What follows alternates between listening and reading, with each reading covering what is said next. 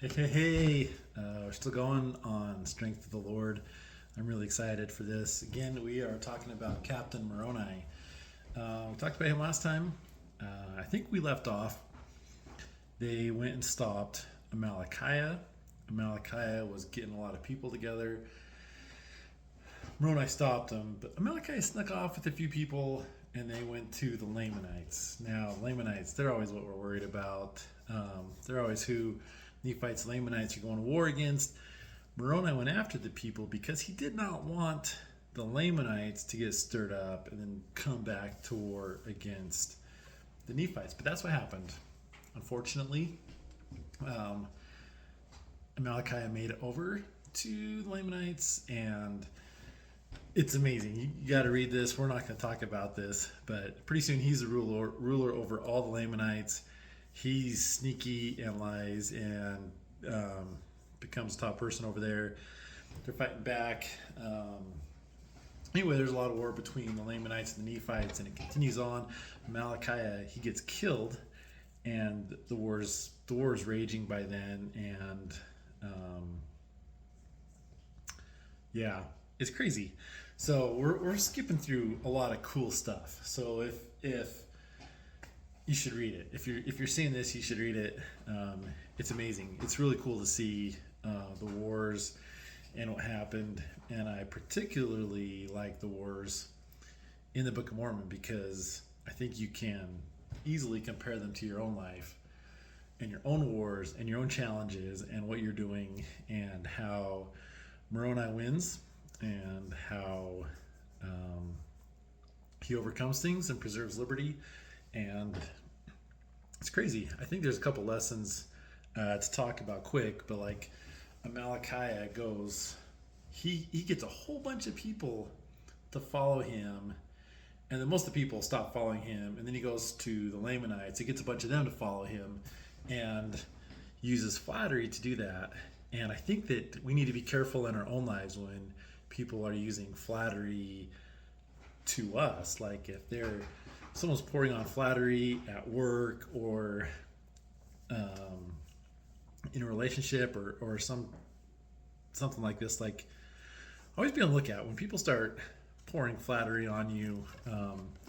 Be on the lookout for what their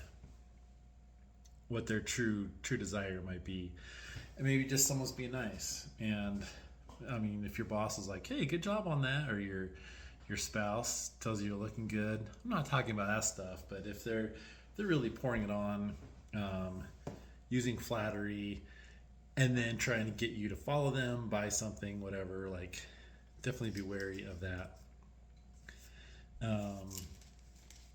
Yeah, so don't be careful. I mean, do be careful when people use flattery. Also,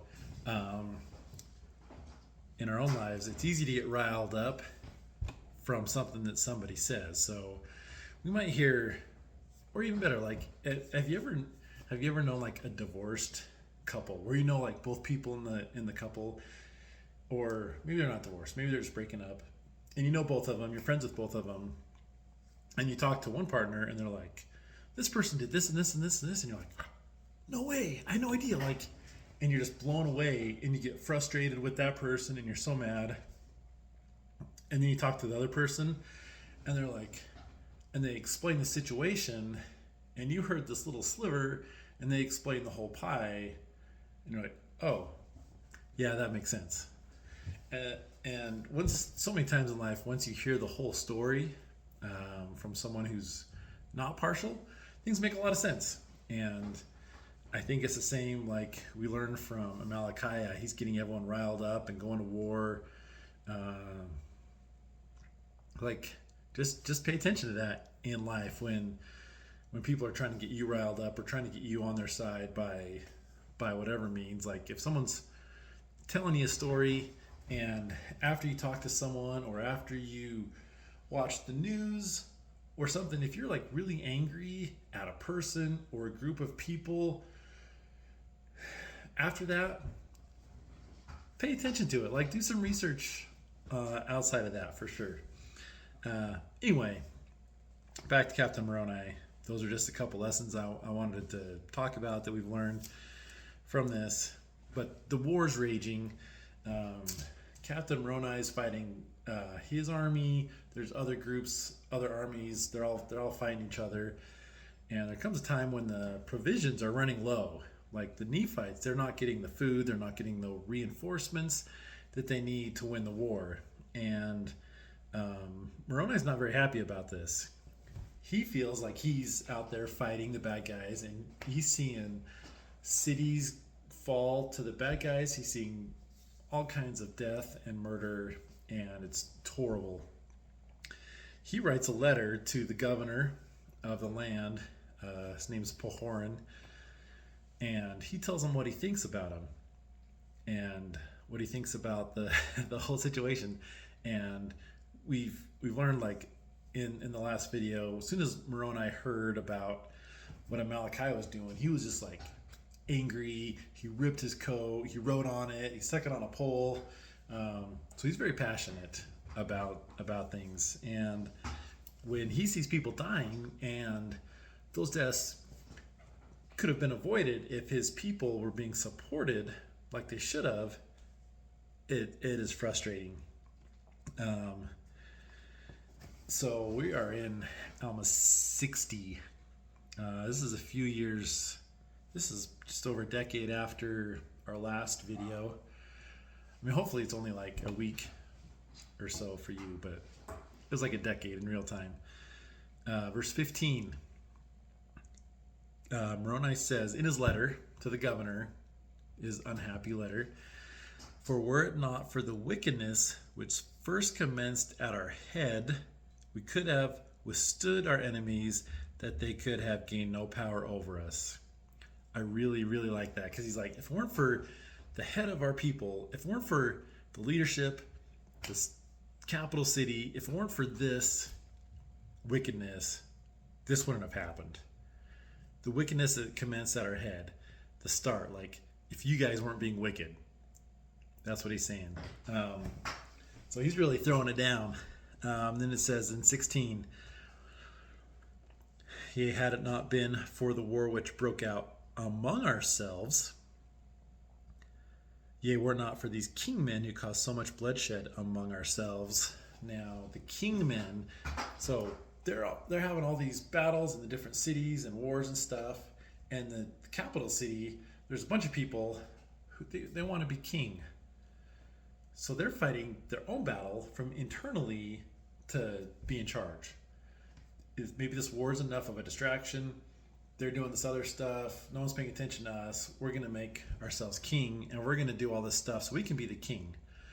So now in the capital, he's supposed to be supporting all these armies. They're having this little internal battle, like they're fighting with each other because this group of people are trying to take over from the inside, and it's a mess. So now instead of fighting all the other battles, they're fighting internally, and they're fighting everybody else. Man.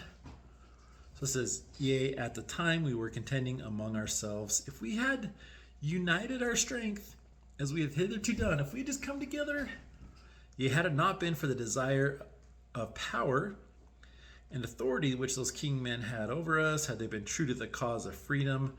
So he's saying these king men, they're going for power, they're going for authority. That's what Amaleki was doing. If we didn't have them doing this, if we were still in our cause for freedom, remember on the title of liberty, memory of God and our religion and our freedom, all this, if we were still fighting for these things, we wouldn't be in this position. Skip down a little. "If we had gone forth against them in the strength of the Lord, we should have dispersed our enemies, for it would have been done according to the fulfilling of his word." If we had kept our promise to God and we had gone forth in the strength of the Lord, we would have won. I really like this because Moroni said he got that title of liberty. He had everyone make a promise and said, if you're going to be in my army, come in the strength of the Lord and we'll go fight. And they had great success. And like we said, there never was a happier people. Total control over their enemies. So much had happened, like, because they were following God. It was about God. It was about freedom and religion. Now we're getting sidetracked in by these other people who are just fighting for themselves. So now Captain Moroni is saying we are losing because we are not fighting with the strength of the Lord. Now we're seeing the other side. Captain Moroni sees what could have been if they had stayed true to their covenants that they were made with God, but they hadn't. So he's like, if we had stayed true to the strength of the Lord, we would be winning. We would not be going through all this. All these people wouldn't be dying. All these cities wouldn't be going down if we had stayed true to the strength of the Lord. If we had fought with the strength of the Lord, we would have won this. Okay. We're going to end. Captain Moroni sends this awesome letter, and he just tears into Pahoran, the governor, for not supporting them. But in the next chapter, we see why. But the next chapter also has our next strength of the Lord instance. So we're going to go to that in just a minute here.